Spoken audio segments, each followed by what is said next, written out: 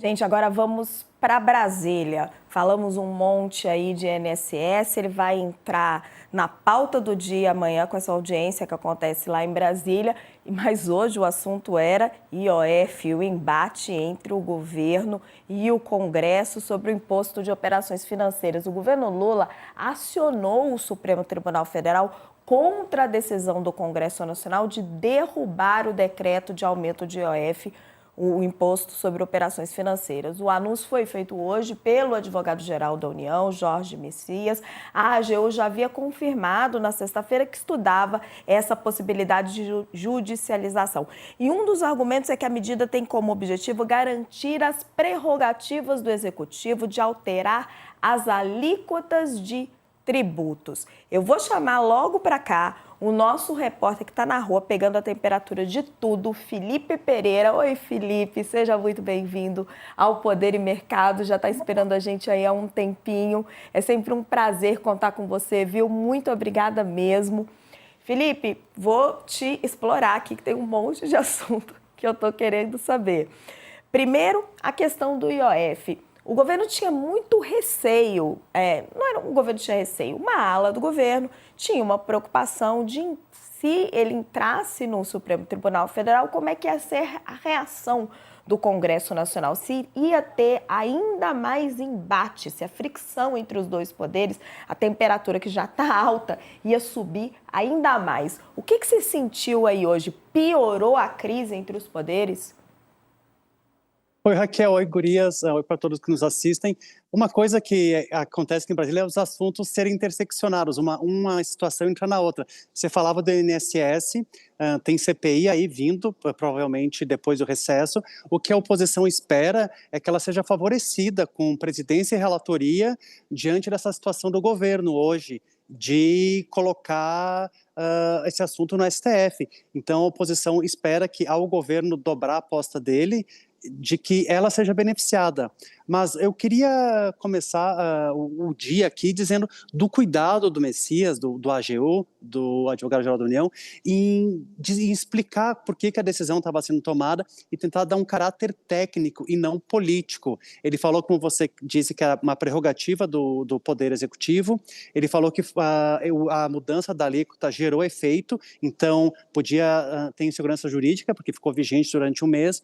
E também ele falou que sustar o decreto teria repercussão na economia e na questão tributária. Então ele tentou dar um caráter tão técnico que ele falou que ele pediu a constitucionalidade do decreto do governo, para não dizer que não a inconstitucionalidade do PDL do Congresso.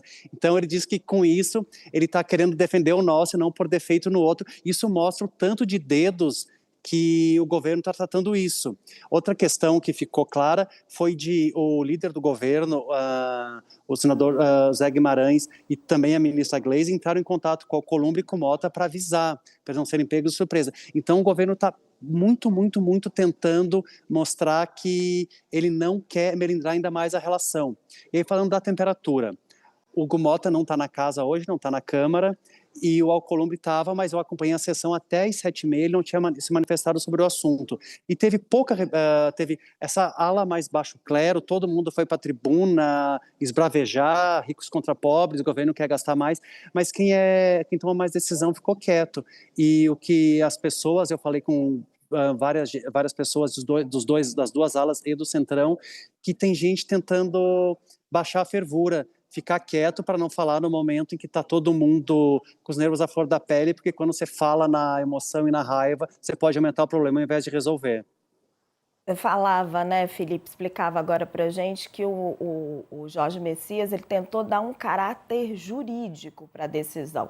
A gente preparou uma arte, vamos dar uma olhadinha sobre quais foram os argumentos da AGU contra a derrubada do IOF. Olha só, gente, violação da separação entre os poderes, comprometimento da função administrativa do executivo, né? O executivo não está podendo ali exercer a sua função, insegurança jurídica, risco econômico, uma vez que o decreto já estava surtindo efeito, então já estava tirando a arrecadação. É parecido com a ação que já está sendo movida pelo PSOL, só que o AGU ele tentou tomar ainda um pouco mais de cuidado. Agora, Felipe, voltando para você, o que você estava explicando para nós Messias tentando jogar água na fervura, a gente não viu nem o Mota já viajando para Lisboa, o Alcolumbre também não falou, todo mundo tentando baixar a bola. Agora, na prática, será que o governo não vai ser retalhado? O imposto de renda, o Lira já adiou o relatório. Tudo bem que ele e o Haddad fecharam um acordo, teve ali uma conversa de que o ambiente político estava muito ruim, não era a hora de colocar o acordo. Mas o governo tem uma série de coisas que ele precisa tocar. A própria medida provisória que substitui o IOF. Não existe uma tendência do Congresso ficar segurando votações importantes para o governo? Será que o fato de todo mundo ficar calado hoje não significa que eles estão guardando munição para amanhã ou depois? Eu vou separar em dois pontos. O IR eu fui atrás, porque eu achei que podia ter implicação mesmo. Eu conversei, inclusive, com o Sóstenes Cavalcante, que é o líder do PL, e ele disse, não, a gente vai votar, a gente é a favor de votar a isenção do imposto de renda. O pessoal também, o baixo clero do PL também é a favor, o governo e o Centrão também, e aí a gente chega quando os interesses convergem, as coisas andam aqui no Congresso. O que me disseram, daí pessoas conversaram comigo em off, que senadores, deputados e governo precisam ter bandeiras para apresentar em 2026, ano que vem na eleição. Então é interesse de todo mundo que essa proposta seja aprovada, porque na hora de pedir voto para o eleitor, eles vão dizer, eu fiz isso.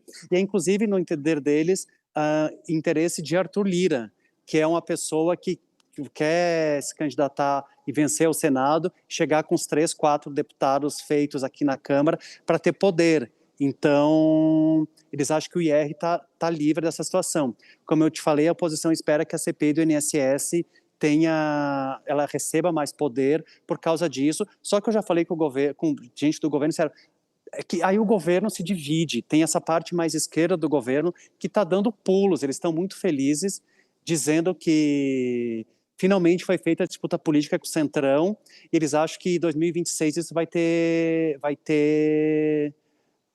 consequências positivas. E tem gente que está mais reticente, que já começa a usar propostas para tentar baixar a fervura, buscar pontos de encontro, como a isenção do imposto de renda, ou como tratar das renúncias fiscais, e começa a dizer, nós temos deputados, citaram o Reginaldo Lopes, que foi o que presidiu a comissão da reforma tributária, como eles conseguem transitar com o Centrão e para conseguir selar a paz, só que sim, existe medo também de que o governo Lula seja inviabilizado, que seja feito tudo para inviabilizar o governo Lula. Nosso Graciliano Rocha está de volta, conseguimos restabelecer o sinal dele. Graça, o Felipe deu uma deixa, né? Ele disse, olha, existe um receio que esteja sendo feito tudo para inviabilizar o governo Lula. Essa batalha do IOF virou uma batalha que já diz respeito a 2026 e tem argumentos para todos os lados. O governo diz, não, eu estou conseguindo vencer, se eu não estou vencendo no Congresso, eu estou conseguindo vencer a narrativa na população. Já o Congresso está dizendo que não, os deputados estão ali regimentando forças, tentando segurar um ou outro projeto, o IR parece que vai ser votado. Na sua avaliação, para que lado está pendendo a corda? Quem é que está conseguindo vencer essa briga politicamente, o governo ou a oposição? Olha, Raquel, na briga do governo com o Congresso tem uma vítima clara que é o contribuinte, tá? Vocês me ouvem bem? Sim. Estamos ouvindo, sim. Eu acho que tem uma vítima clara aí que é o contribuinte. Esse aumento de IOF, eu acho que assim, a tendência que tá todo mundo, pela reação do Congresso dura, todo mundo acredita que o governo deve levar essa no Supremo Tribunal Federal, porque o argumento ali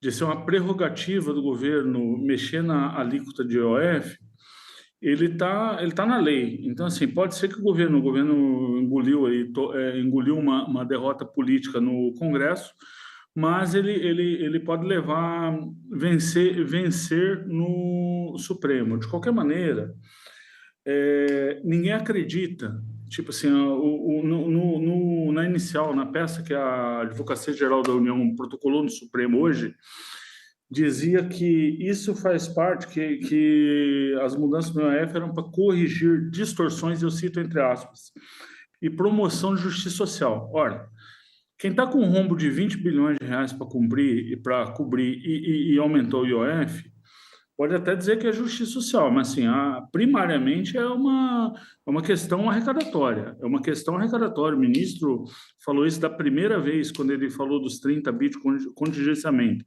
Esse é um ponto. Mas, assim, no Supremo, o governo tende a ganhar. Eu não sei se... Eu acho que tem uma reação muito forte do Congresso e eu não sei se trata exatamente de inviabilizar o governo. Quem está no executivo no Brasil tem muito poder para tocar a sua agenda política. Então, assim, eu acho que essa história da justiça social, de justiça tributária, ela cresceu assim, no discurso do governo depois de perder no Congresso, tá? Antes disso, ninguém estava com essa justificativa, não. Gente, nós vamos fazer um rápido intervalo para quem está nos acompanhando. Felipe Pereira, fica aí que eu ainda tenho uma pergunta para você. Não vai embora. Então, quem está acompanhando o Poder e Mercado do canal UOL, segura aí só um minutinho. Toma uma aguinha e volta, porque é muito, muito curtinho. E quem está com a gente no YouTube, fica aqui porque a discussão continua. Mari, do ponto de vista econômico, qual que é o tamanho do rombo que o Haddad está tendo que fechar? Porque a gente fica nessa discussão política, mas assim, ele precisa do dinheiro do IOF, tem as medidas provisórias, tem gasto tributário que ele quer cortar. Assim, qual que é o tamanho do problema? O governo precisa de 20 bilhões para fechar as contas esse ano, né? E 40 no ano que vem. O Haddad tem uma declaração hoje que ele vai botar para frente o projeto para diminuir os gastos tributários, né? Para tentar fazer um corte de 10% em alguns pontos aí do gasto tributário, nas medidas que são infraconstitucionais.